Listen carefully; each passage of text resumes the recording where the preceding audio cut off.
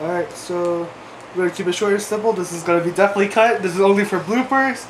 And F you. What did I do? Oh, we meant the camp. Okay. So, so how do we start this? You're gonna go first and we're gonna alternate between cards. Alright, so are you in, since it's my video, you want me to introduce you, or? Yeah, since I'm a guest on your video. Alright. I'm stealing it though. Alright, we all stealing everything. What's up, guys? That's definitely being cut. Yeah, we're gonna keep all this in there.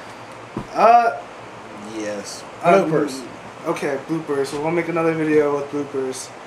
But my name is Asian Token. Just call me Token. Eminent Hero. Hero for short. We have. No, this is stupid. No, we'll keep going. We won't stop. Alright. That's what she said. Alright, we gotta do something.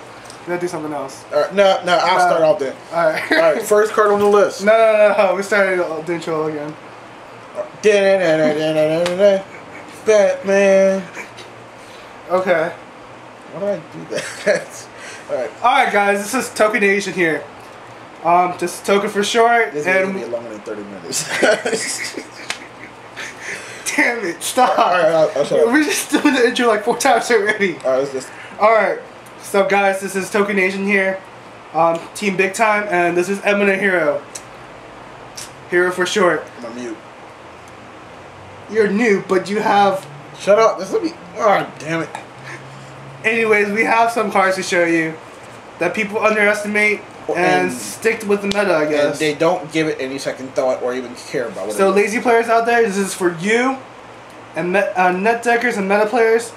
Or as I like to call you guys, the meta deck dick riders. Alright, game's on. Alright, Token starts first. Alright, we all have those cards, such as Some Warning. I cannot stress enough about the annoyances that people do with that card. Token, why don't you read it what it does? Alright, it says, pay 2,000 life points to negate the summon of a monster or activation of a spell card, trap card, or effect monster that includes the effect of special summon of a monster and destroy that card. So where in that card does anyone get the idea that you can negate cards that don't summon? Let's do a flashback. I remember a time back when people negated Dark Hole and Torrential Tribute with this card. And they gave valid reasons to why it does that. It clearly says includes. The card has to summon something. People, what is so hard to understand about that? Why do people misread everything so easily? I did that once. Well, besides you, I'm talking about people like the people who... Then I got spanked by my brother. He was like, fool, what's wrong with you? Damn. But anyway, okay, that's what I gotta say about that. Oh yeah, and, for people out there, why are you willing to pay 2,000 life points to do something that Divine Wrath and Compulsory Evacuation of Life can do? I'd rather discard a card or return something for free without paying 2,000 life points. If someone malfunctioned that, how dumb are you gonna look that they paid 500 life points to negate your card that made you pay 2,000 life points? And then you gotta flip it down, and then you have to activate it again. So you just paid another 2,000. You see, meta? It's cards like malfunction that causes stuff like this to make no sense. 500 compared to 2,000. 500, 2,000. 2,000. Alright, we got the limited time. Oh yeah, okay, I'm gonna speed up the monster since I wasted time on his end. Another underestimated card, a fusion monster called Cyberblader. Her effect is, I'll basically say it. If your opponent controls only one monster, she can't be killed in battle. If your opponent controls 2 monsters, her attack is doubled. If your opponent controls 3 monsters, she negates any card effect activated that your opponent uses, minus counter traps. So why aren't people going into her easily to sit her on the field and playing Ojama Trio and knocking out 2 of their other zones using Ground Collapse or Ojama Knight, and then bring her out and your opponent can't do anything? Why aren't people doing that? Give her a card that can make her attack directly, and you're sitting on a monster that has 1,100. Like, give her a Shooting Star Bow Seal, which knocks her attack down by 1,000, which is going to be 1,100. And she can sit there and beat your opponent down for 1,100 every turn. And your opponent can't use anything because she will negate everything they use, minus counter traps. The only counter attack that stops attacks that I know of is negate attack. So, and your only way your opponent can tribute the Ojama tokens is their use for a special summon. Yes, people, Ojama tokens can be tributed if a monster is special summoned that way. A tribute special summon and a tribute summon are different because a tribute special summon is considered a special summon in general. In general. This is true. Alright. What I'm holding in my hand is one of the founding fathers of Yu-Gi-Oh! Emma Blue Eyes, you will appreciate this. Yes, you will, Emma. You will appreciate this. Blue Eyes White Dragon. Read it, reap it, do whatever you want with it. It's a 3,000 beat stick. But don't touch it. What's wrong with you? I don't know. But anyways, founding fathers, I swear, nobody uses this card. Everybody, go ahead. everybody wants to use White Knight Dragon, or Vindalgan, or Dark Horse. yeah. Why can't you stick with a regular, normal Blue Eyes White Dragon? You're getting all the 3,000 in the fun of the first card in Yu-Gi-Oh! That started everything. And it's the easiest to summon. Yes. And it's the only, out of Dark Horse, White Knight, and Vindalgan, it's the only card that can be searched through another monster. Yeah, another one. White Stone Legend. I don't see Whitestone searching out Vindalgan, or Horus, or White Knight, or Dragonic Knight. Yeah, so, 300 monster, tuner, 1 level, easily mix of 5, anything, rank is set up by 1 plus. Yo. But can I ask you a question real quick? Yeah. How does Whitestone replicate Blue Eyes and he loses his tuner ability? I don't know, maybe he was too strong for his own good. Yeah, it makes sense. So Emma, that card is for you. Dark Magician, a card for you is, I'm gonna go, like at the end of this video, I'm gonna get a hero. The one that you appreciate, and I'm gonna explain how that card of all is underestimated. So I got something for you. The reason why I give you guys shout outs because you guys really showed me that people can really do something with this game. Alright, me turn. An underestimated effect monster known as Armoroid. Yes, it's a roid monster. Not steroids, not a hemorrhoid. It's an Armoroid. So I don't understand why a monster that does a banished version of Heavy Storm does not see any play. Yes, this card has to have a roid monster involved in its tribute summoning to do it, but there are also monsters that have roid in their names that are not considered, that are also considered of the roid archetype. Dark Geroid is a fiend dart monster, but yet since his name contains roid and Geroid, he can be used as a tribute for this monster and get its effect. Necroshama. Exactly. Now, Dark Magician, this is also a combo for you. This is a combo I'm going to do on my decks as well. I'm sure you have an elemental hero, Necroid Shaman. Did you hear what I said? Necroid Shaman. Clearly So, his name. yep. So he's a hero that can be tributed for this guy, and then give this guy his banished Heavy Storm effects. Since Necroid Shaman has Roid in his name. You know what else has in its name? 100 Eyes Dragon. Yes, people. Anybody that has a Wyvern, yeah, you can special summon it from the graveyard. Because his name contains red eyes. 100 Eyes Dragon actually has the hyphen. Hyphen in the middle. Where the word red in 100 and eyes meet. Red Eyes Dragon. So, So when a card specifically says a name, take advantage of that, people. Take full advantage of that. So, I'm a Asian player. Yeah, Asian. I like to. What's up, DK? Then you said nigger on the camera. So, I like to collect Korean cards. Nigga shot. Please don't get shot. But I also like to collect a lot of different cards, like Japanese, Puerto Rican, Portuguese. My brother has a Portuguese Mirror Force, which you can play. But why can't you play with us? I don't know. But German. You can play with German cards. You know that? Because they're technically TCG cards. Oh, screw that. So I like playing with Korean cards. I'll show you some examples. I have a Black Rose Genesis and a Guardian Yato in Korean. Korean. Now, I'm not sure if you could read that. Definitely in. I'll read it to you. It says Black Rose Dragon in Korean. It says it like that. Hello. That's how you pronounce it? Yeah. Cool. It actually says Black Rose Dragon. Damn. Mind you, I also have an English version of a Black Rose Dragon. So if you have the American version of an OCG card or card in a different language, if you go to a tournament and you can clarify that you also have the English version, why aren't you allowed to use both versions? Now, a lot of people will say the reason why you can't use OCG cards is because their backings are different. Let's show them the backings. Okay. The backings. First of all, they both say Konami. Yeah, they're both. Hello? You had 2 different language cards that both say Konami. Here, I'll show you that. Konami. Okay. Now, Konami. to clarify, we're not showing you 2 different cards, or 2 American cards. Look at the backs.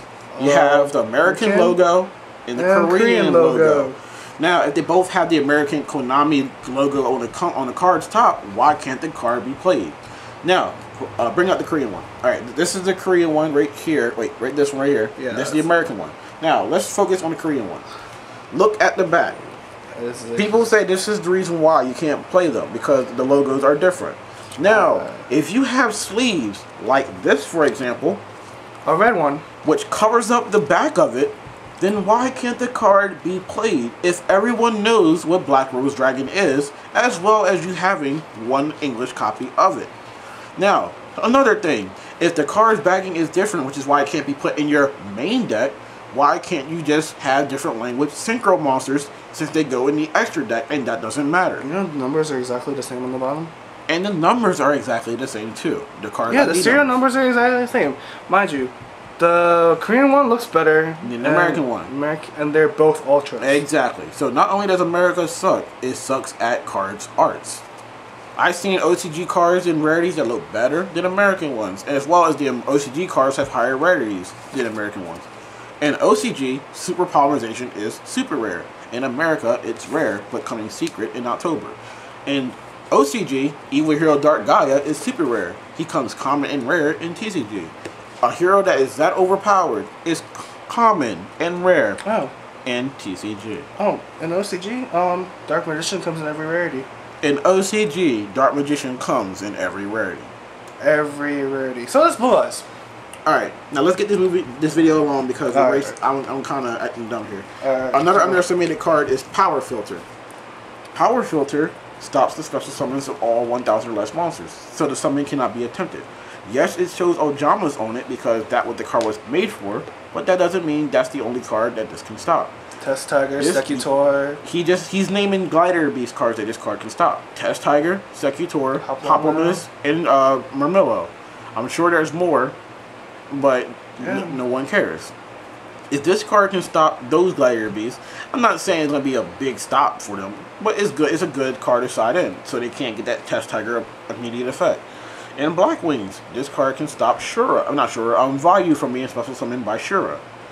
This can stop other Black Wings with 1,000 less attack, like Maestro, Northern Lights.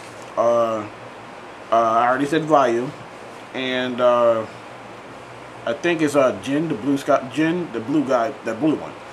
This can also stop a lot of the Mortronics. I think there's only 2 that come to mind that this card can't stop, and that's Slingin and Dedatron, I think.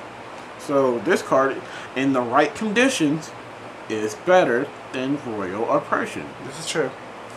Now, people be like, no it's not because it hit more stuff. That's why I said, under the right conditions. Hear what I'm saying out my mouth, people, before you make dumb comments. I hate when people listen. No, I mean, I hate when people watch something and read something, but they still make the dumb comments. That's already been answered in the video. Do you not understand the words that are coming out of my mouth? No, fool! I'm about to get sued because I took there and took his phrase, but oh well. There you go. So, my last card I'm showing is Dragon Knight Draco Equise. Very estimated dragon support card. This guy can be super polyed. Lord behold, I could clear a field. Yep. So what people, which I have, the only person One Secret Dragon and a warrior type monster. The only person I've seen in Yu-Gi-Oh! That did that is this guy. He did that on my End Dragoon. Yo, that was sick. No one asked you to go into greater detail with that. I just told you what you did. I did that to my brother Asian Knight 99. I don't. Why? That was fun too. Why are you bringing out all the names of people you hoard, man? Cause it's a very underestimated card. You know that. Let's get back onto the video. All right, let's get back on the video. Zero. Okay. Then you went and said that. But anyways, what you would do is super poly. There's Synchro Dragon with your warrior. or their warrior and doppel token. And yep, that works too. And being that he can remove from play any dragon synchro from either player's graveyard and take a defective name, you can just remove from play the synchro dragon that you from your opponent's side of the field that you fused with. Hence, you fused with Shooting Star Dragon. Being that super composition cannot be negated by nothing because it can't be responded to, you can simply now just remove from play the Shooting Star in the graveyard and take its effect. Yeah, you could take a Red Dragon Archfiend. Take Red Nova's effect, and that thing's immune to destruction. Yeah, that's true. But, for example... And it gains 500 attack for every tuner in the graveyard. Yeah. So this guy's a 3200 beat stick plus Red Nova's ability, but it also takes 2 tuners to make Red Nova Dragon. He's a level 10. Hello, he's a 12, right? Yeah, so how many level 1 tuners are in this game, and how many of them can be special summoned easily because they're weak? Wait, 1 for 1 special summons level 1 monsters, right? So why ain't no one doing this? Summon Dracoiquise. Summon another level 1 monster. 1 for 1. Get another one. There you go, people. There you go. That's Red Nova just by using Dracoiquise to steal Red Dragon Archfiend's name. So what is it going to take for you people to make these strategies? Is it going to take a meta person to make it so you can copy? Or is someone finally going to get off their ass, pull the deck out the meta from their ass, and then make these decks? Only time will tell. And so far, time has been proving me right. People are lazy. Very lazy. So, wise words from people that are out the meta. So, alright. Don't stick with the meta. Pull the deck out your butt and be original. Yeah. Do you have any more cards to show? I'm just going to do a couple more just to get this video from being too long. Alright. Alright, we got, just show them as a mass. Okay, I'll show you a couple at a time. These are 3 more underestimated cards. You have Question, Death Counterblow, and Covering Fire. People in Yu-Gi-Oh! Are too fast-paced, so they will not remember the first monster at the bottom of the graveyard. But there's something called Rule Sharking that I don't like. I'm not going to get into great detail with it, but basically Rule Sharking is like cops for black people. You want them, you don't want them when you need them, and you don't need them when... They come when they're not needed, and when they're needed, they don't come. So, Rule Sharking is good when when you need it, it's not there, and when you don't care about it, that's when it comes up. Rule Sharking is basically taking the most minute detail of a card and blowing it out of proportion to make it true. The Rule Sharking for declaring card's name is that it's not, it shouldn't be enforced that you have to say the card's complete name because not everybody knows the cards in the game. So you're actually allowed to say the card's shorter name, like instead of saying Element to Hero Stratos, you can say Stratos, or you can simply describe the card to them. And last time I checked, describing something is not saying the name of something. Yeah, you're not allowed to say strap-on. So that's not fair. That this cards that require you to say a name, you can simply describe the card to you. The opponent can show you the card and this is what you mean, and you call the name. That's not fair. Yeah. And I actually had someone explaining me the Rule Sharking rules, and Rule Sharking is really not a fair ruling. If the card says declare a name, you should say the name that appears in the box. There is no card in Yu-Gi-Oh! That simply has the name Stratos up there. There's one called Elemental Hero Stratos, but not Stratos. So I would think you had to call the card's whole name. Death Counterblow destroys monsters that attack directly. That's all it does. You can turn that into a mirror force if your opponent wants to get all cocky and swarm the field and hit you. Okay, you won there. This card can cause an OTK with Elemental Hero Voltic.